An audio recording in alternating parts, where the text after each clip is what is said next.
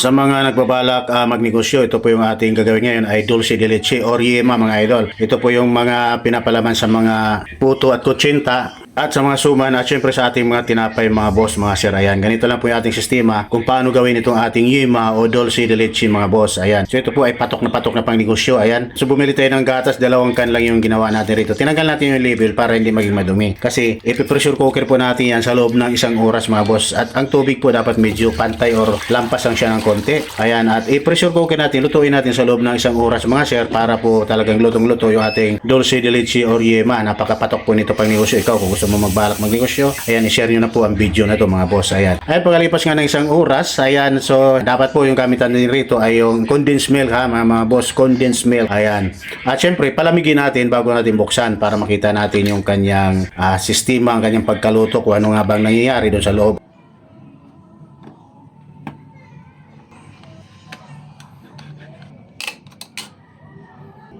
Ayan na po nangyari ng mga idol. Nagiging namuo na po siya, nagiging kindi na napakasarap na pwede po nating ipalaman sa ating mga tinapay at pangsawsaw sa ating mga suman, panglagay sa ating mga puto, kutsinta mga boss. Ayan, napakagandang pagnegosyo natin nito. Per can po ang bintahan nito mga sir. So ayan, ganyan lang po kadali gumawa, magluto ng dulce de leche mga boss na yema. Ayan, pang negosyo. Ayan, kung gusto magnegosyo, ito na.